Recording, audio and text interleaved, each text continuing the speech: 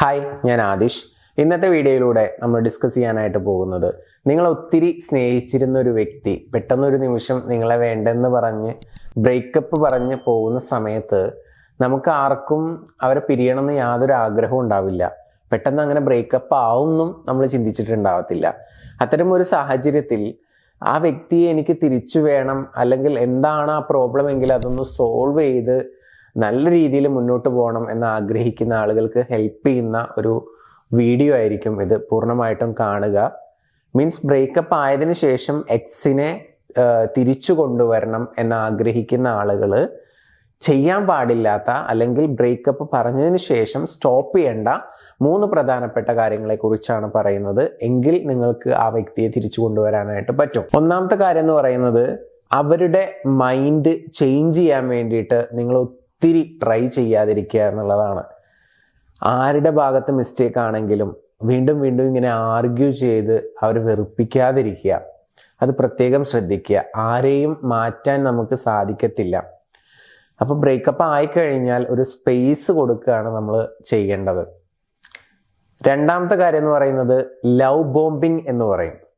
എന്ന് പറഞ്ഞാൽ ഞാൻ എക്സ്പ്ലെയിൻ ചെയ്യാം. നമ്മൾ ഒരുപാട് മാനിപ്പുലേറ്റ് ചെയ്ത് സംസാരിക്കുക, അല്ലെങ്കിൽ നമ്മൾ എന്തെങ്കിലും ബിഗ് ആയിട്ടുള്ള ഗിഫ്റ്റുകളൊക്കെ കൊടുത്തുകൊണ്ട് കൺവിൻസ് ചെയ്യാൻ വേണ്ടി ട്രൈ ചെയ്യുക, അതോ കൂടുതൽ സ്നേഹം കാണിക്കുക ബ്രേക്കപ്പ് ആകുന്ന സമയത്ത്, അല്ലെങ്കിൽ എപ്പോഴും അവൈലബിൾ ആയിക്കൊണ്ടിരിക്കുക. അതുപോലെ തന്നെ അവരോട് സംസാരിക്കാനൊക്കെ ഒരു അവസരം കിട്ടിക്കഴിഞ്ഞാൽ നമ്മൾ ബെഗ് ചെയ്യുന്ന പോലെ, എനിക്ക് നീ അല്ലാതെ പറ്റില്ല, അങ്ങനെയാണ് ഇങ്ങനെയാണ് എന്നുള്ള രീതിയിലൊക്കെ നമ്മൾ ബെഗ് ചെയ്യുക അവരോട് നമ്മുടെ ലൈഫിൽ നിൽക്കാൻ വേണ്ടിയിട്ട്.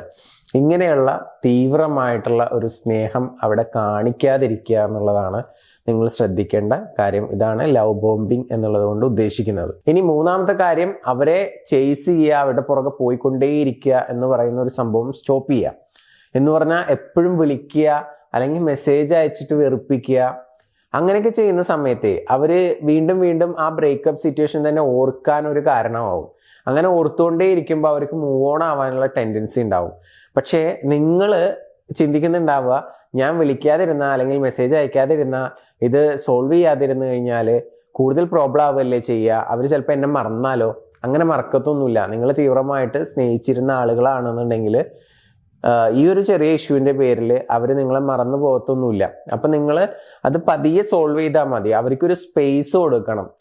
കുറച്ച് ദിവസം അവരെ ഒന്ന് ഫ്രീ ആയിട്ട് വിടണം. അപ്പോൾ ഇങ്ങനെ കോൾ ചെയ്തിട്ടോ അല്ലെങ്കിൽ മെസ്സേജ് അയച്ചിട്ടോ ഒന്നും അവരെ ബുദ്ധിമുട്ടിക്കരുത്. അങ്ങനെ ബുദ്ധിമുട്ടിക്കുന്നത് പെട്ടെന്ന് മൂവ് ഓൺ ഡിസിഷൻ എടുക്കാൻ കാരണമായി തീരും. സോ അതുകൊണ്ട് അങ്ങനെ ശല്യം ചെയ്യാതിരിക്കുക, അവർക്ക് വേണ്ട സ്പേസ് കൊടുക്കുക. ഓക്കെ, അപ്പോൾ അവരുടെ പുറകെ പോവാതിരിക്കുക, ചേസ് ചെയ്യാതിരിക്കുക എന്നുള്ളതാണ് നിങ്ങൾ ചെയ്യേണ്ട കാര്യം ബ്രേക്കപ്പ് ആയ ഉടനെ. ഓക്കെ, പിന്നെ ചെറിയ സൗന്ദര്യപ്പിണക്കങ്ങളൊക്കെ ആണെങ്കിൽ പറഞ്ഞാൽ തീരാവുന്ന, ബ്ലോക്ക് ചെയ്യാത്ത കേസുകളൊക്കെ ആണെങ്കിൽ അത് സംസാരിച്ച് നിങ്ങൾക്ക് ക്ലിയർ ചെയ്യാവുന്നതാണ്. ഇനി സംസാരിച്ചിട്ടും ക്ലിയർ ആവാത്ത കോംപ്ലിക്കേറ്റഡ് ആയിട്ടുള്ള സിറ്റുവേഷൻസ് ആണെന്നുണ്ടെങ്കിൽ പേഴ്സണൽ ഗൈഡൻസ് ആവശ്യമുള്ള ആളുകൾക്ക് മുകളിൽ കാണുന്ന നമ്പറിലോട്ട് വിളിക്കാം, നിങ്ങളുടെ ഇഷ്യൂസ് പറയാം. അപ്പോൾ കൃത്യമായിട്ട് നിങ്ങളെ ഗൈഡ് ചെയ്യുന്നതായിരിക്കും. നിങ്ങൾ ലോ ഓഫ് അട്രാക്ഷനിൽ വിശ്വസിക്കുന്ന ആളുകളാണെങ്കിൽ നിങ്ങൾക്ക് എന്തായാലും ഈസി ആയിട്ട് മാനിഫെസ്റ്റ് ചെയ്യാനുള്ള എല്ലാവിധ ടെക്നിക്കുകളും നമ്മൾ ഷെയർ ചെയ്യുന്നുണ്ട്. ആ റിലേഷൻഷിപ്പ് ഹാപ്പി ആയിട്ട് തന്നെ നിങ്ങൾക്ക് പാച്ചപ്പ് ആക്കാനായിട്ട് പറ്റും. വളരെ സ്മൂത്ത് ആയിട്ട് മുന്നോട്ട് പോവുകയും ചെയ്യും.